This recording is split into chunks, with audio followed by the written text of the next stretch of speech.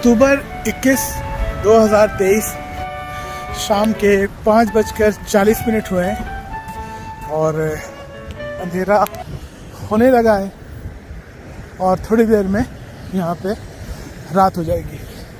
और जैसे जैसे दिन आगे बढ़ेंगे कनाडा में सर्दी अपने उरूज पे पहुँचेगी। दरख्तों के पत्ते अपने रंग बदल चुके हैं, अब दरख्त पत्ते झड़ना शुरू कर रहे हैं और कुछ अरसे बाद बर्फ़ की फुहार और उसके बाद सड़कों पे बर्फ़ और उसके बाद एक विंटर ट्रैफिक और ड्राइविंग के चैलेंजेस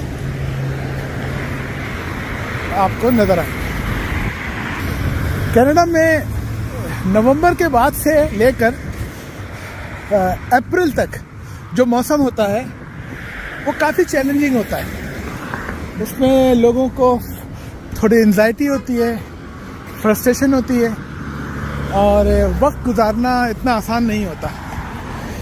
और ड्राइविंग तो खैर समझ लें एक बहुत ही चैलेंज की बात है। इसलिए जो लोग कनाडा आते हैं उनसे उनके दोस्त अहबाब कहते हैं कि बर्फ़ के दिनों में मत आओ और अपना स्टार्ट जो है वो अप्रैल के बाद करो। कुछ धूप निकलना शुरू हो, कुछ सड़कें साफ़ होना शुरू हो और अच्छा वक्त वही होता है न्यू इमिग्रेंट्स के लिए। लेकिन घूमने फिरने आ रहे हैं तो आप कभी भी आ सकते हैं, उसके लिए कोई कैद नहीं है।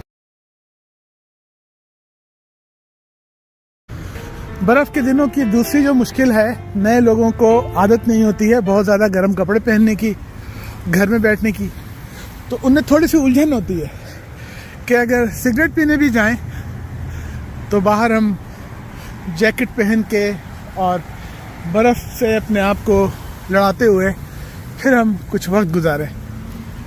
अगर करीब में कहीं जाना है गाड़ी ड्राइव करके तो आपको पहले जाके गाड़ी स्टार्ट करके उसके गर्म होने का इंतज़ार करना है। 10 मिनट, 12 मिनट, 15 मिनट, जैसी गाड़ी है वैसे उस लिहाज से। लेकिन जनाब ज़िंदगी यहाँ रमा दमा रहती है बर्फ़ के दिनों में भी। और बच्चे पैकअप होके विंटर शूज़ पहन के, लंबी जैकेटें पहन के, सर ढाँप कर, ग्लव्स पहन के नज़र आते हैं स्कूल जाते हुए, खेलते कूदते पार्क में भी निकलते हैं। चूँकि वो इस ज़िंदगी के आदी हो चुके हैं, उनको इसकी तरबियत मिल चुकी होती है।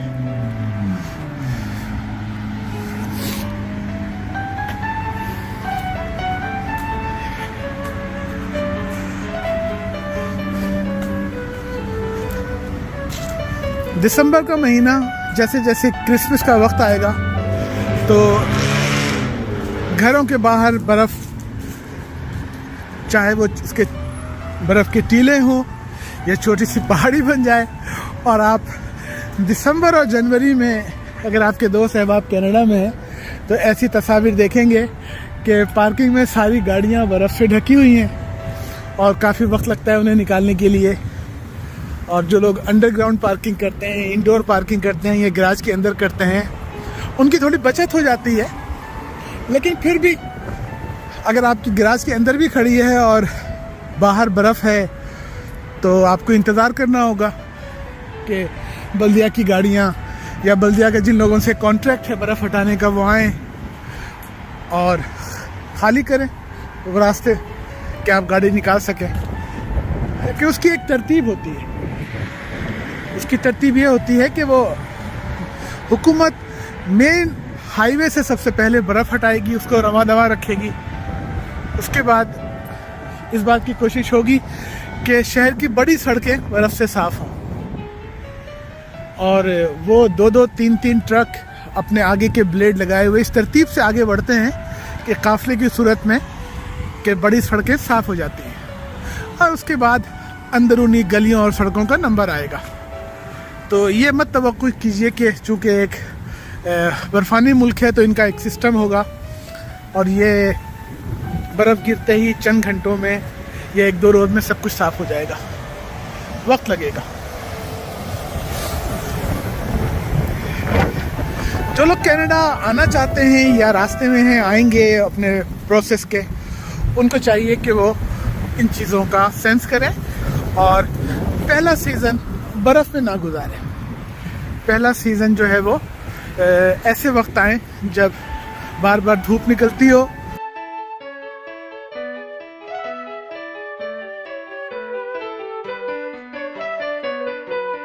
या कम से कम बर्फ़ ना हो। और अगर आते साथ ही अगर सर मुंडाते ही ओले पड़ने लगे तो वैसे ही दूसरे गम होते हैं, घर वालों की याद आती है, होम सिकनेस होती है, और उसके साथ साथ सर बर्फ़ भी रास्ते में एक चैलेंज बन के खड़ा हो। तो ये बर्फ़ तस्वीरों में और वीडियो में तो बहुत अच्छी लगती है, लेकिन जब आप इसका सामना करते हैं तो मुश्किल होती है। पुराने लोगों का सबका इस बात पे इत्तेफाक है कि जब वो लोग आए थे तो पहले साल उनको बर्फ़ बहुत अच्छी लगी और उन्होंने बाहर निकल के तस्वीर भेजी अपने घर वालों को, एंजॉय किया। जाहिर है इंडिया पाकिस्तान में लोग ऐसे शहरों में जाते हैं कि जहाँ बर्फ़ को एंजॉय करें, तो उनके लिए दरवाज़ों पे और घरों की गलियों में आसपास बर्फ़ हो तो बहुत खुश होते हैं। और सबका इत्तेफाक है कि दूसरे साल उनको वो मज़ा नहीं आता और तीसरे साल उन्हें बर्फ़ से नफ़रत हो जाती है और वो तंग आ जाते हैं। तो नए लोगों के साथ भी यही होगा। तो इस वीडियो का मकसद यही था कि कनाडा में अक्टूबर के एंड में मौसम पतझड़ का शुरू हो चुका है। दरख्त अपने रंग बिरंगी पत्ते बिखेरने के बाद अब खिज़ां के दौर में मुकम्मल दाखिल हो चुके हैं, लेकिन ज़िंदगी रवां दवां रहेगी, लोग काम पे आते जाते रहेंगे, स्कूलों कॉलेजों में हाज़िरी मामूल के मुताबिक रहेगी, सारे मॉल्स खुले रहेंगे, कारोबार होता रहेगा और कनाडा अपने रास्ते पर चलता रहेगा, आगे बढ़ता रहेगा।